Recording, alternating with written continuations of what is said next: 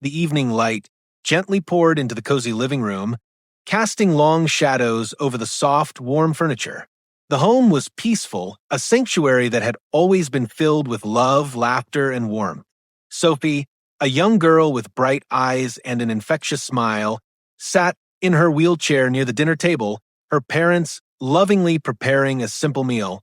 Her mother, Sarah, hummed softly as she chopped vegetables, while her father, David, leaned over the kitchen counter, scrolling through the day's mail. Despite the comforting atmosphere, there was an underlying tension that had begun to weigh heavily on their hearts. For weeks, they had been receiving letters from the Homeowners Association, each one more threatening than the last. The HOA's latest demands seemed unreasonable, but it was their insistence that Sophie's wheelchair ruined the aesthetics of a neighborhood that had truly shaken the family. Sophie, blissfully unaware of the mounting conflict, quietly observed her parents, her innocent face lit up by the glow of the lamp. Her presence reminded her parents of their duty to protect her, a responsibility that felt increasingly impossible.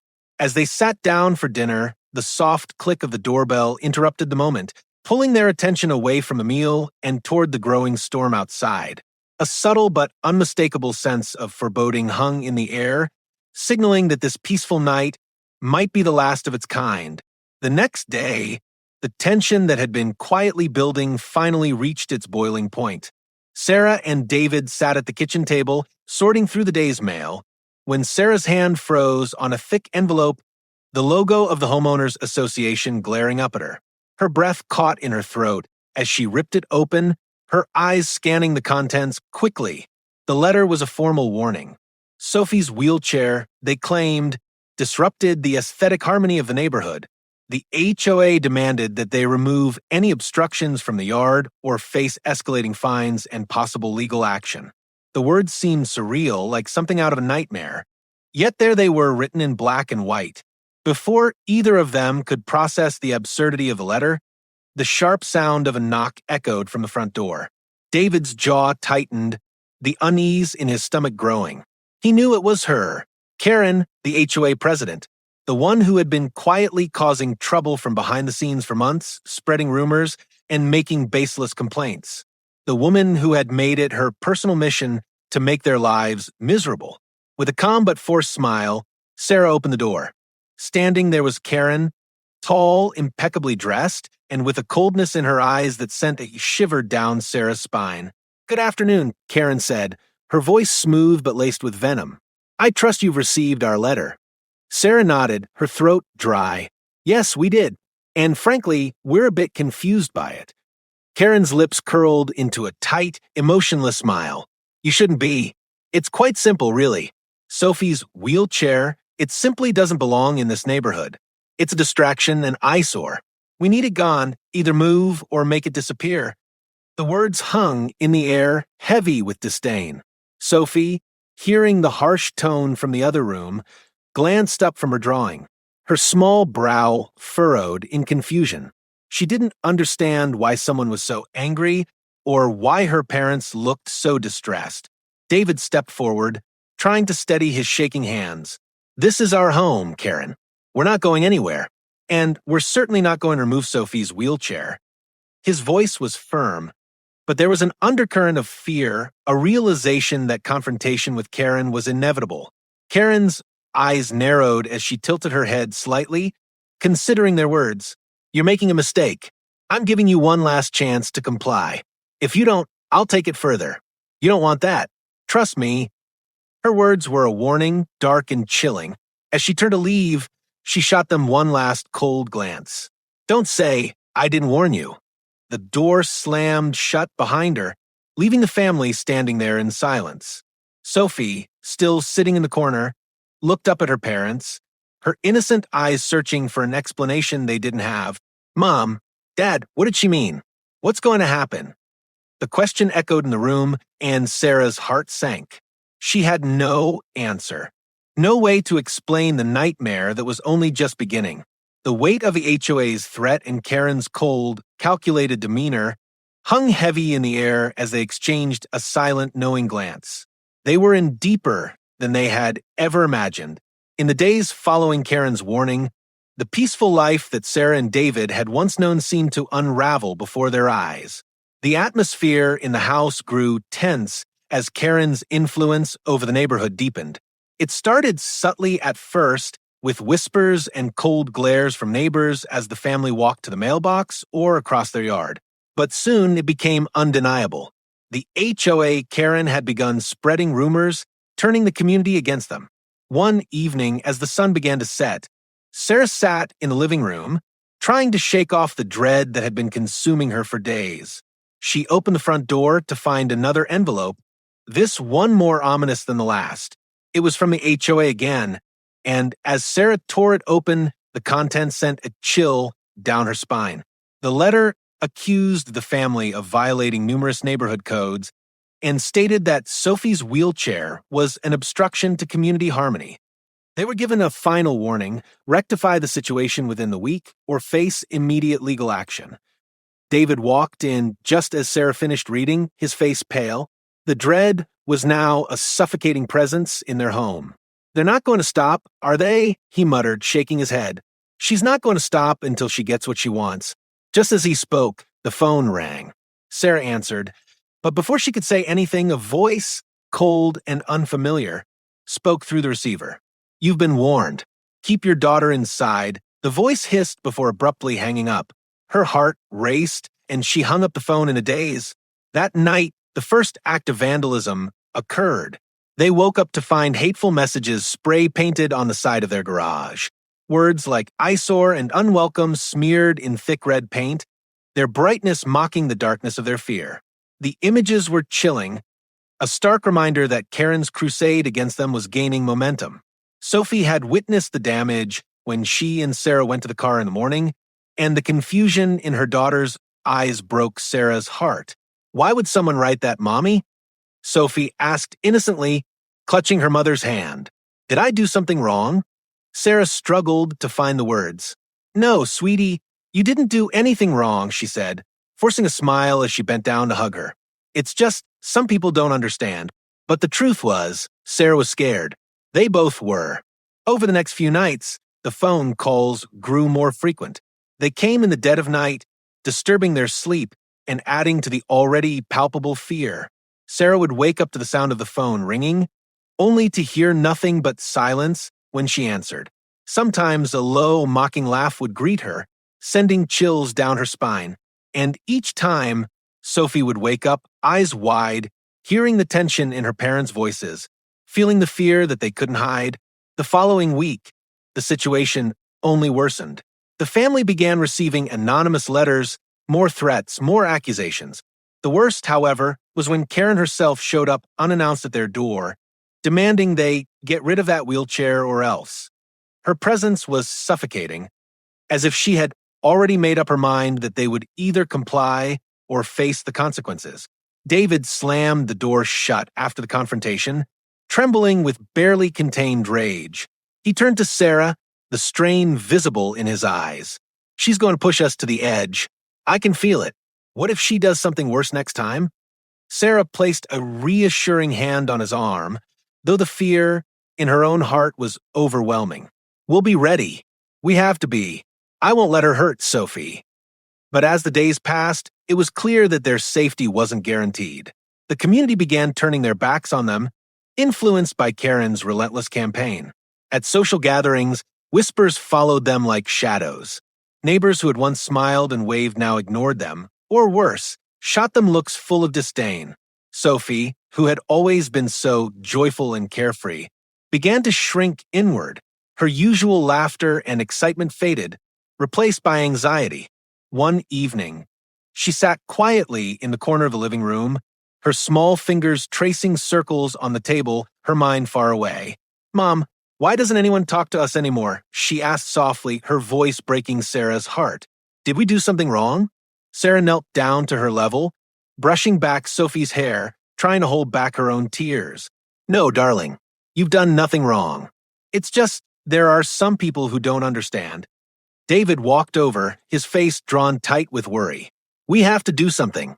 We can't keep waiting for her to make the next move. I'm starting to think she's capable of anything." The tension in the house was thick.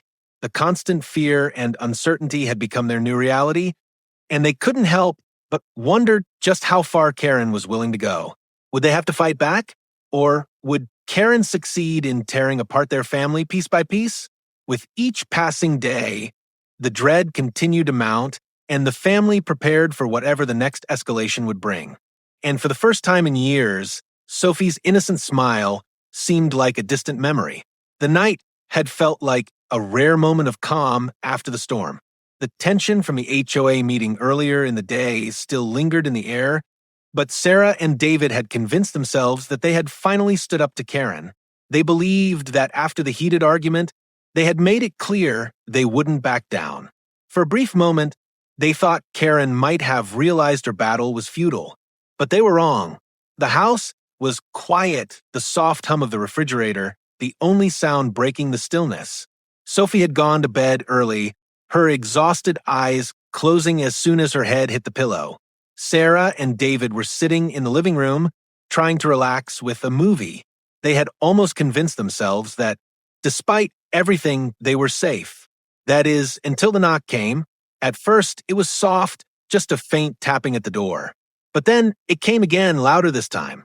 A heavy, forceful knock that sent a jolt of panic through both of them. They exchanged worried glances, their bodies instantly rigid. "It's probably just a neighbor," Sarah whispered, though she didn't believe it herself. David stood, slowly walking toward the door. His hand hovered over the handle, and his heart raced. He didn't know what to expect, but something about that knock felt wrong.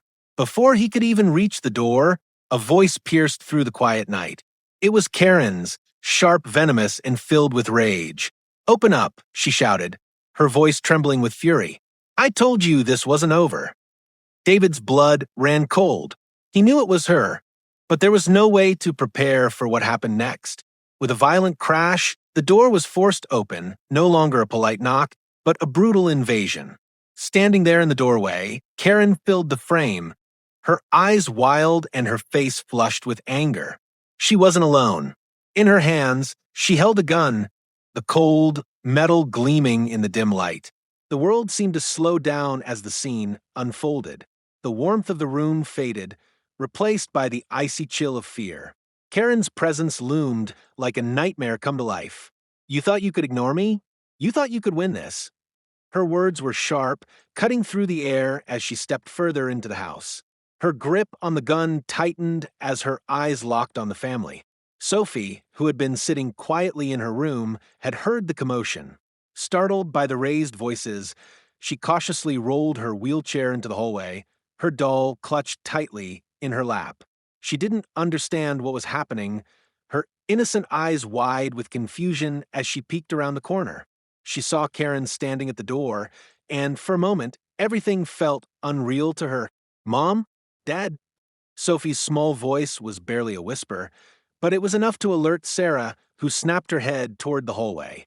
She rushed to Sophie, pulling her close, her voice trembling as she whispered, "Get under the table. Now."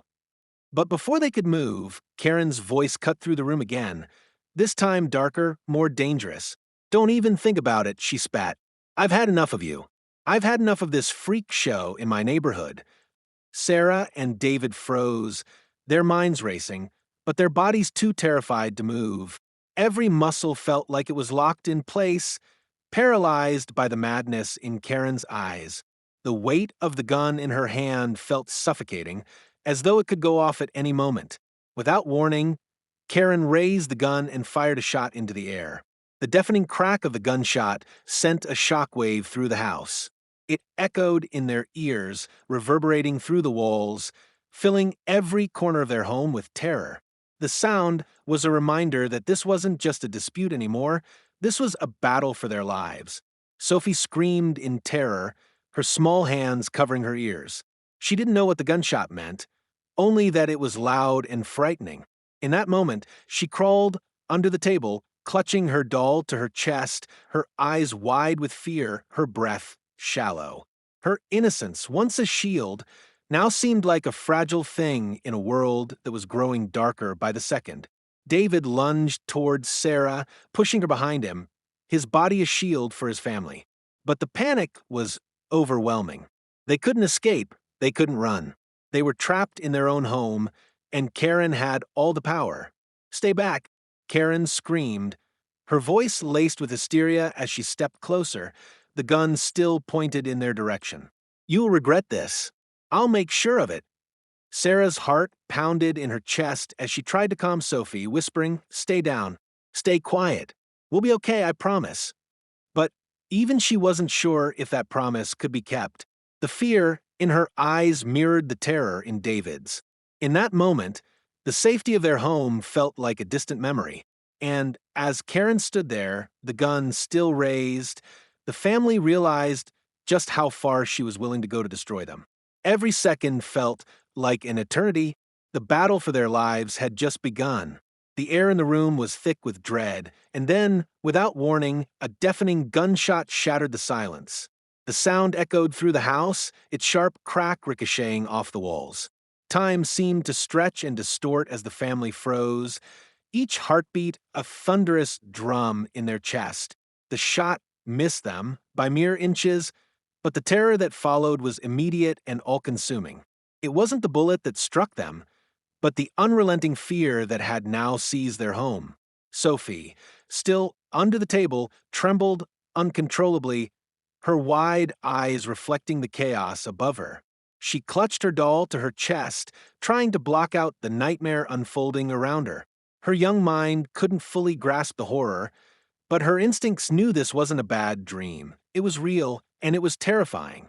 David, his heart pounding in his ears, lunged forward in a desperate attempt to protect his family. His mind raced, scrambling for something, anything that could make this stop. But Karen was too far gone. Her eyes were wild, bloodshot, her face twisted with madness, and the gun in her hand trembled as she pointed it directly at them. "I warned you," she snarled, her voice low and guttural, as though she were speaking from some dark, detached place. "You made me do this." David took a hesitant step forward, his voice shaking. "Karen, please, this isn't you. You don't have to do this." But the plea fell on deaf ears. Karen was no longer the woman they had once known. She was a shell of a person, consumed by rage and the need for control. As she advanced, Sarah's instincts took over. Her heart hammered in her chest, but the protective mother in her rose to the surface. She quickly moved to Sophie, pulling her small, fragile body closer to her own as if trying to shield her from the madness in the room. "Get down, Sophie. Stay hidden," Sarah whispered urgently, her voice trembling with fear as she crawled under the table with her daughter. She wrapped her arms around Sophie, her body trembling with the realization that there was no escape. The weight of the gunshot hung over them like a dark cloud, and every creak in the house, every breath, seemed to make the situation more unbearable. David's eyes darted around the room. The front door was too far, the windows too high, and Karen was blocking the only other exit. He felt trapped, suffocated, like there was no way out. He wanted to act, to do something, but his mind couldn't form a plan. His body was frozen, paralyzed by the sight of his daughter cowering beneath the table and the wild, erratic figure of Karen with the gun. Karen's laughter, harsh and manic, filled the space. "You think you're safe? You're nothing. Just a nuisance that needs to be removed." Each word was more twisted than the last, and David felt a sickening chill crawl down his spine. The house was in complete chaos.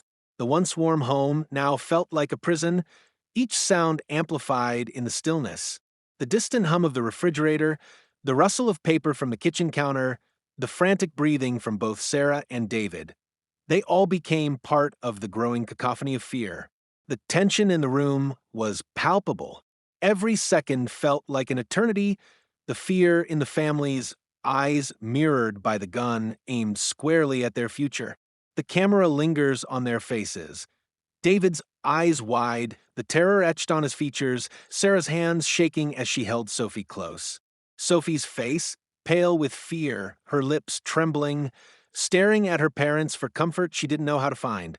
The audience feels the raw, unrelenting fear as the family desperately tries to figure out how to survive, how to escape this nightmare that had suddenly become their reality. With every passing second, the question remained, who would make it out alive? Would they be able to survive this madness, or would Karen's rage consume them all? The room was now a battleground. The silence between the gunshots was more deafening than the noise itself, and in that moment, it was unclear whether the family would make it through.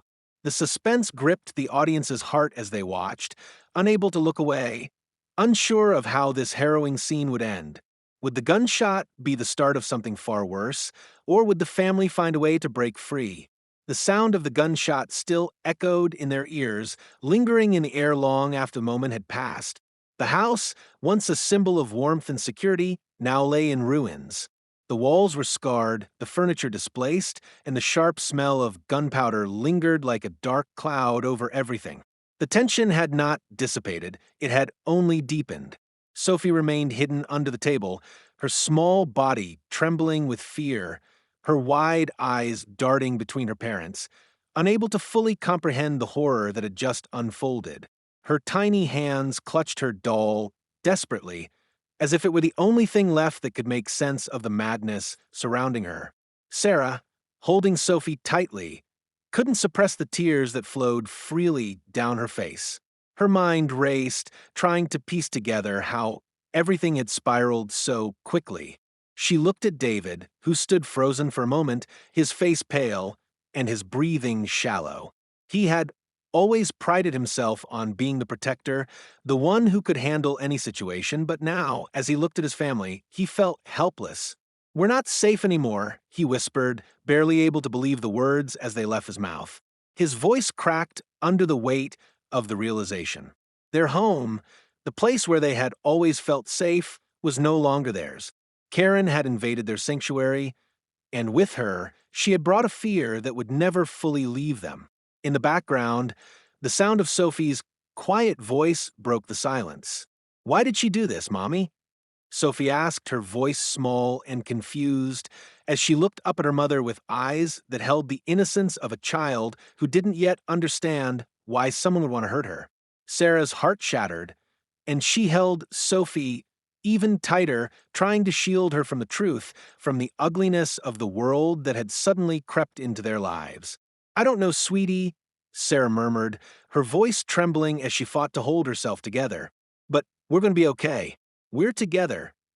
David moved to the phone, dialing the police as quickly as his shaking hands would allow. His mind was a whirlwind.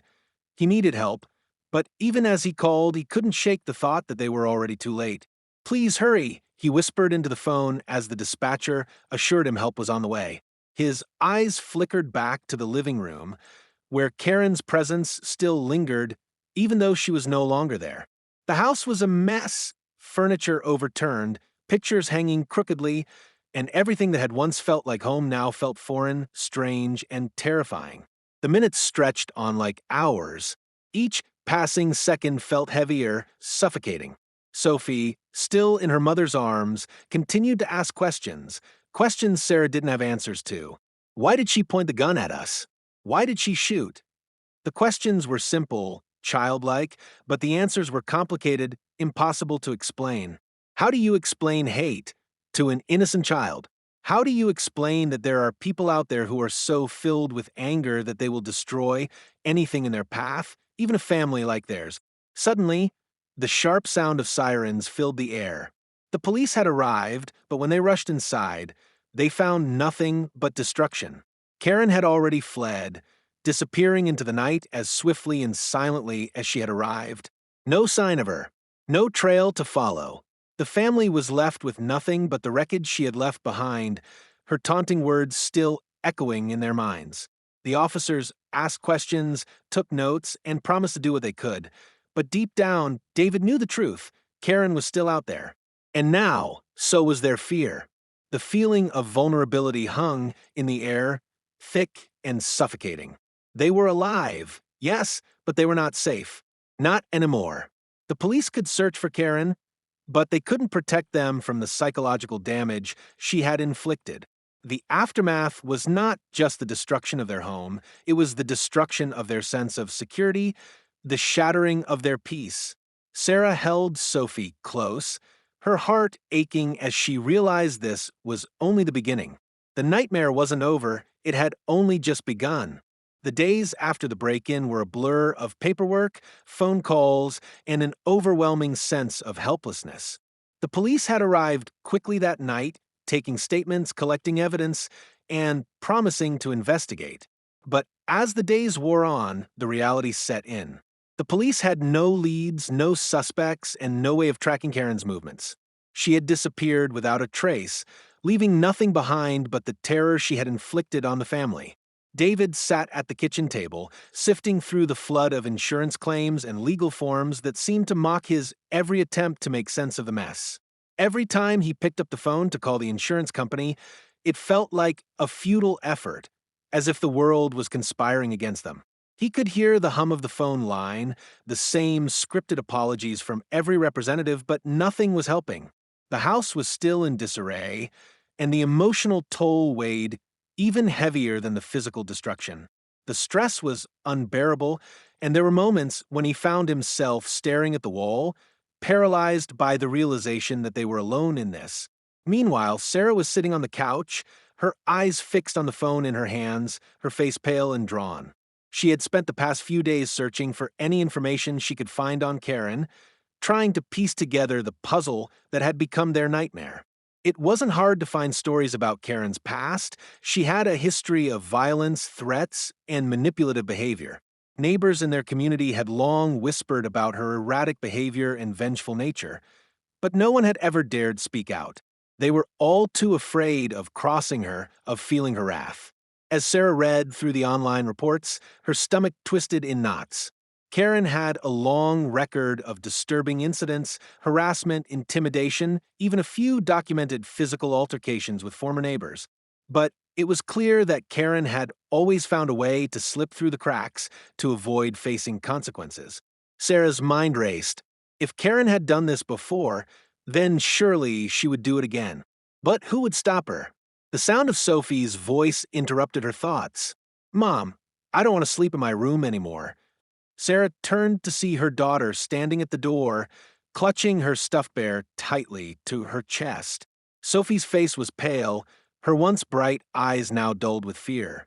She hadn't been the same since the break-in, sleeping fitfully, waking up with nightmares, and withdrawing more and more each day. The carefree, happy girl Sarah had known seemed to be slipping away, replaced by a child too afraid to even be in her own home. Sarah's heart ached as she moved to Sophie's side, pulling her into an embrace. "It's okay, baby. You're safe here. We're going to make sure nothing bad happens to you." But even as she spoke the words, she felt a pang of doubt. Could she really protect her daughter from someone like Karen? David's voice broke through the silence. "She's right, though," he said quietly. "I don't feel safe anymore either. We're living in a house that's supposed to be a home, but every time I close my eyes, all I can see is Karen standing there, holding that gun."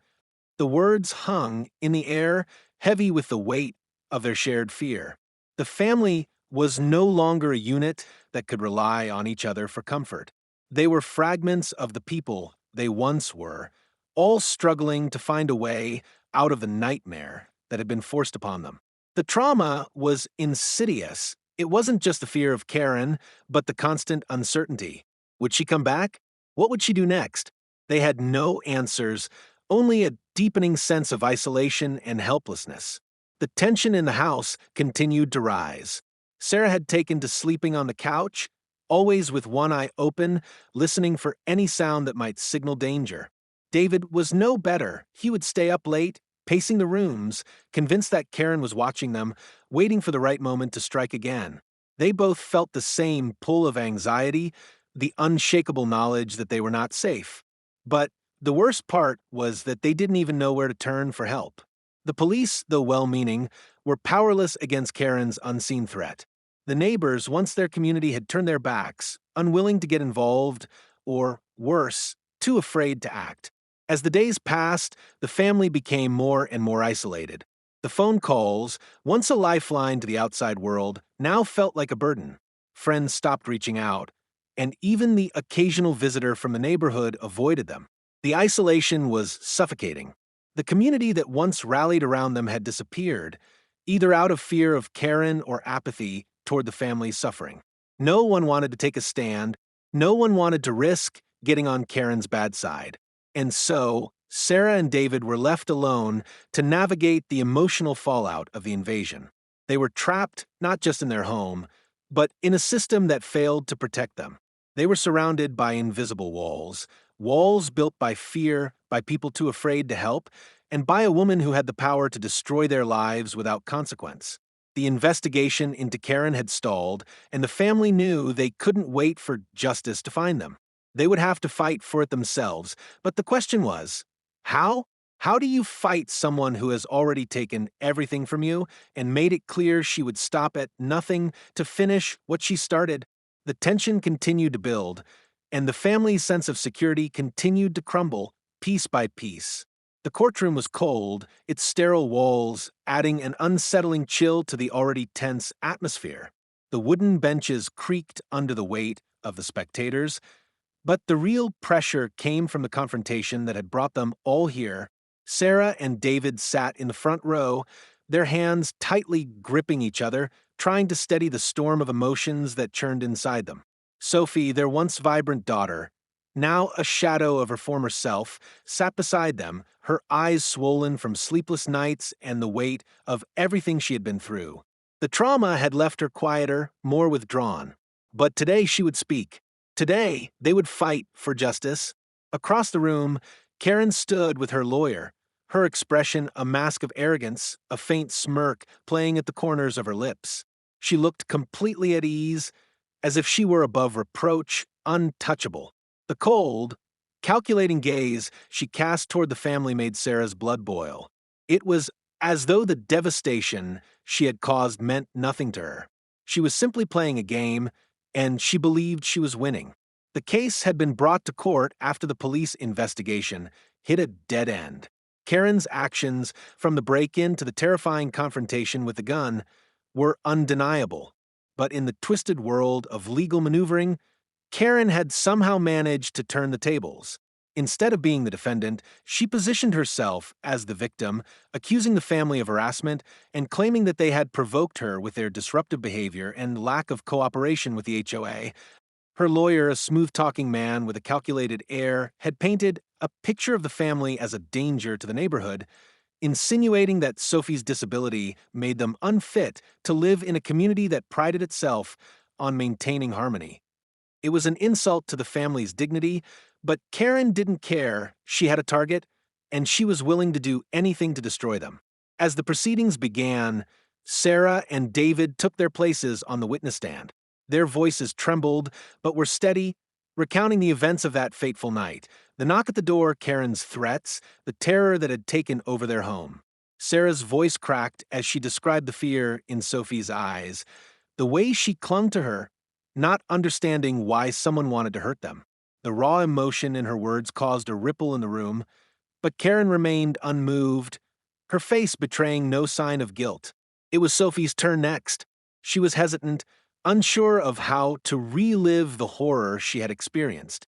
Her small frame was stiff, her hands fidgeting with the hem of her dress as she glanced nervously at her parents. Sarah gently squeezed her hand, silently urging her to speak. And then, in a voice barely above a whisper, Sophie began. I was under the table. I thought I was going to die. I didn't know if Mommy and Daddy were going to be okay, and I didn't know if the bad lady was going to hurt us more. Her words were simple, but they hit like a hammer. The room fell silent as Sophie's tear-filled eyes met the judge's, the weight of her testimony more powerful than any lawyer's argument. The innocence of a child, shattered in an instant by the cruelty of another, was undeniable. Sophie's courage in speaking up gave Sarah a glimmer of hope. If they could just get through this, if they could make the court see the truth, maybe they could finally put this nightmare behind them. But then, Karen spoke, her voice dripping with false sweetness. "Your Honor," she began, her tone smooth but full of venom. "This family has caused me nothing but grief. I have done everything I can to preserve the integrity of this community.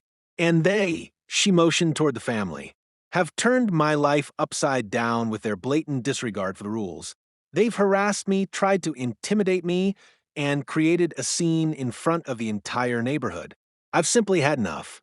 The smirk on Karen's face grew wider as she spoke, her eyes gleaming with twisted satisfaction. Her attempt to portray herself as the victim of a malicious campaign was almost too much for David to bear. He clenched his fists at his sides, fighting the urge to lash out. Karen had no remorse, no understanding of the pain she had caused, and worse, she was convincing the court that it was the family who was to blame. The judge, a middle-aged man with a stern, impartial face, did his best to remain composed, but the tension in the room was palpable. He had seen many cases, but this one felt different. It was more than just a legal battle, it was a fight for their very survival. The stakes were higher than ever, and the family knew they had to give everything they had to be heard. As the cross-examination began, Karen's lawyer tried to pick apart the family's statements, twisting their words, challenging their recollections. The lawyer's questions were designed to break their resolve, to discredit their testimony, and undermine their credibility. But Sarah, David, and Sophie remained steadfast. They refused to back down. They had already lost so much, they weren't going to lose their chance at justice, too. The emotional toll was unbearable, but the family held on to each other, drawing strength from the bond that had kept them going through all of this. In that moment, they realized something. This wasn't just about winning the case. It was about standing up to Karen, about reclaiming their dignity, their safety, and their right to live without fear. As the session adjourned for the day, the family exchanged a look of determination. The battle was far from over, but they were ready to face whatever came next. They had come this far together, and they would not let Karen tear them apart. The days leading up to the trial had been nothing short of grueling.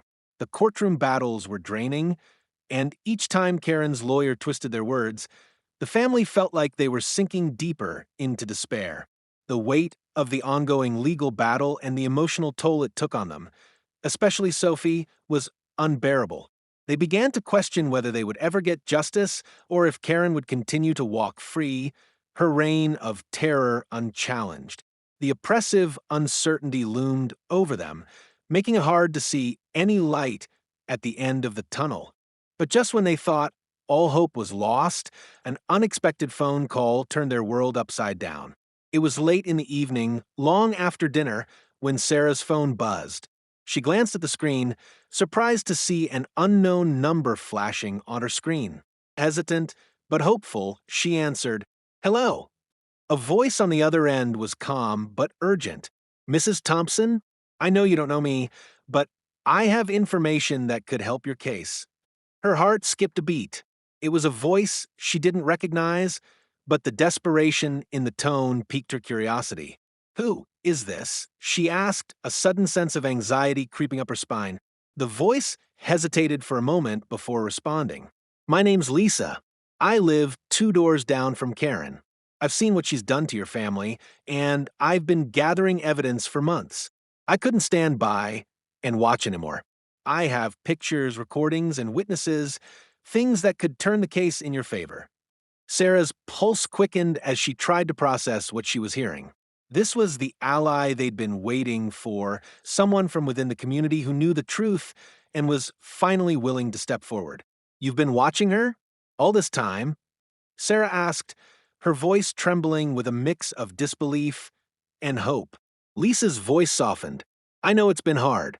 I've seen Karen's behavior firsthand. How she manipulates people, how she terrorizes anyone who stands in her way. I've been too scared to speak up before, but after everything that happened to your family, I couldn't stay quiet any longer. I've got everything you need." Sarah didn't know what to say. The sudden rush of emotion made her choke back a sob. Could this really be happening? Could this woman really help them? "I'll meet you tomorrow morning, if that's okay. I'll bring everything I have," Lisa continued, before hanging up with a quiet promise. "I won't let her get away with it." The call ended, and for the first time in weeks, Sarah allowed herself to feel something she hadn't dared to hope for, a glimmer of optimism. She turned to David, who had been sitting in silence beside her, clearly on edge from the constant strain of the trial. "David," she said softly, her voice trembling, "I think we found someone, an ally. Someone who's been gathering evidence on Karen. David blinked in disbelief. What? Are you sure? I don't know yet, Sarah replied, her eyes shining with the first bit of light they'd seen in a long time. But this could be our chance. We have to meet her tomorrow. The next morning, Sarah and David nervously made their way to the location where Lisa had arranged to meet them, a quiet cafe on the edge of town. They arrived early, their anticipation palpable. The minutes seemed to drag on as they waited, each second filled with the hope that this would be the turning point in their fight for justice. When Lisa finally arrived, she was a woman in her early 40s with tired eyes that spoke of the years she had spent watching Karen's reign of terror unfold. She carried a small briefcase, and as she sat down across from the couple, she immediately opened it, revealing a collection of photographs, recordings, and handwritten notes. This is everything I've collected over the past few months, Lisa said quietly as she began to lay out the evidence. There were photos of Karen's late-night visits to the neighborhood, her aggressive behavior toward other families, and even a recording of her threatening another resident with a gun similar to the one she had used on Sarah and David. I've seen it all and I've documented it. Karen has a history of doing this to people, and I know she's been the one tormenting your family. Sarah and David couldn't believe it. The evidence was overwhelming. It was more than enough to prove that Karen had not only terrorized their family, but that she had been a constant threat to the entire neighborhood. As they looked over the documents, their fear began to melt away, replaced with a sense of relief and a renewed determination to see this case through to the end. The following day in court, when Lisa took the stand and presented her evidence, the atmosphere in the room shifted. Karen's smugness faltered, her confidence slipping away as the photos, recordings, and testimonies from Lisa painted a picture of a woman who had manipulated, threatened, and terrorized without consequence for far too long. The judge's expression grew darker as the evidence mounted, and it was clear that the case was turning in the family's favor. Desperation flickered in Karen's eyes as her lawyer tried to discredit Lisa, but it was too late. The tide had turned. The family felt a weight lift from their shoulders as the realization sank in. They were no longer the underdogs. They had a chance, and they were going to take it. As the session adjourned, Sarah turned to David. Her eyes filled with a mixture of exhaustion and triumph. We're going to win this, David. We're going to make sure Karen never hurts anyone again. But even as the family felt a renewed sense of hope, they knew the battle wasn't over. Karen was still dangerous, and the fight was far from done. But with the support of an unexpected ally, they had taken a crucial step toward reclaiming their lives and putting an end to Karen's reign of terror. The journey was far from over, but for the first time in weeks, the family felt they might just have a fighting chance. The courtroom was more crowded than ever. The tension in the air was palpable as the final moments of the trial approached.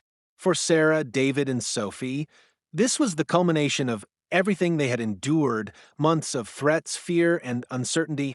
But today they would fight for justice, and for the first time in a long time, there was a sense of hope. Hope that they could reclaim their lives and put an end to Karen's reign of terror. Karen sat across from them, her posture still smug. Her eyes narrowed as she stared down at the family. Her lawyer was confident, speaking with a practiced ease that suggested they still believed they could win. But there was something different in the air today, something that had shifted in the past few days as more evidence had come to light and the truth had been laid bare. Karen was no longer the confident, untouchable figure she had once been. Today, she was a cornered animal, and everyone in the room could feel it. Sophie sat nervously on the witness stand, her small hands gripping the edge of the desk in front of her. It had taken so much for her to come this far, but today she was finally going to speak her truth. Sarah and David sat in the front row, their eyes filled with pride and fear. They knew this was the most difficult part of the battle, the moment when Sophie would have to relive the terror that had shattered her world. The room fell silent as Sophie began her testimony. Her voice trembled at first, but she pushed through the fear. I was hiding under the table, she whispered, her eyes flickering nervously to the judge. I thought my mommy and daddy were going to get hurt, and I didn't know if I was going to be okay. I didn't know if she would hurt us or if she was going to hurt me. There was a collective gasp in the room, the weight of Sophie's words hitting everyone like a punch to the gut, the raw vulnerability in her voice, the fear that had never truly left her was impossible to ignore. She had been just a child, trying to process a nightmare she shouldn't have had to live through. As she spoke, it was clear that Karen's cruelty had affected her deeply, and that her words were powerful enough to change the course of the trial. Karen's smug expression faltered as Sophie spoke, and the walls around her began to crack. For the first time, Karen didn't seem like the confident bully who had terrorized the family. There was a flicker of doubt in her eyes, and the realization seemed to hit her. This wasn't a fight she could win. As Sophie finished her testimony, the room was silent. The judge, who had been impartial up until now, looked at Karen with a mixture of disdain and disbelief. "You've been given ample opportunity to defend your actions, but the truth is clear," he said, his voice heavy with authority. "What you did to this family is unconscionable. Your behavior, both in this courtroom and outside of it, is a direct violation of the law. You will be held accountable for your actions." The verdict was read aloud, and the weight of it hit the family like a wave. The judge's ruling was clear. Karen would face charges for her actions, and the family would receive restitution for the harm she had caused.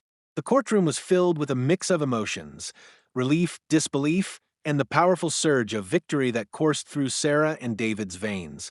They had won. They had fought for their daughter, for their home, and for their peace of mind, and now they had succeeded. But as the family stood up to leave the courtroom, the triumph was bittersweet. Sophie, who had held it together so bravely, now clung to Sarah, her small face pale. The victory, though hard-won, hadn't erased the trauma. The emotional scars were still fresh, and the weight of everything they had endured still hung heavy in the air. Sophie's voice trembled as she looked up at her mother. "Will she come back? Will she hurt us again?" Sarah's heart broke at the question. "No, sweetie," she whispered, her voice full of conviction. "She can't hurt us anymore. It's over." But even as Sarah spoke the words, she knew the journey toward healing would be long and difficult. Sophie's nightmares wouldn't disappear overnight. The fear, the sense of violation, the uncertainty, those were wounds that would take time to heal. But they would heal. The family had survived this nightmare together, and they would rebuild their lives stronger than before. In the weeks that followed, the family began to find their footing again. They moved into a new home, far from the place where their lives had been shattered, and started fresh. But the scars remained. They were the silent reminders of everything they had been through. Sophie struggled with her sleep, still waking up in the middle of the night, her breath shallow with fear. But each day, she grew stronger, finding solace in the love and support of her parents. For Sarah and David, the victory was bittersweet. They had won the battle, but the emotional toll of the past months was far from gone. They knew that they would carry the weight of this experience with them forever. But they also knew they had done the right thing. They had fought back against injustice, stood up to a bully, and protected their daughter. And, in the end, that was the most important thing. As they sat together one evening, watching the sunset from their new home, Sarah took David's hand. "We made it through," she said softly, her voice filled with gratitude. "We survived, and we're going to keep moving forward. Together." David smiled, his eyes full of pride as he looked at their daughter, who was now smiling softly, her innocent face finally at peace. The family had been through hell, but they had come out the other side, forever changed, but stronger than ever. What would you have done in this situation? Have you ever faced a similar battle for justice? Share your thoughts and experiences in the comments below. We want to hear from you. Don't forget to like, share, and subscribe for more powerful stories of resilience and courage. Together, we can stand up to injustice and make a difference. Stay tuned for more.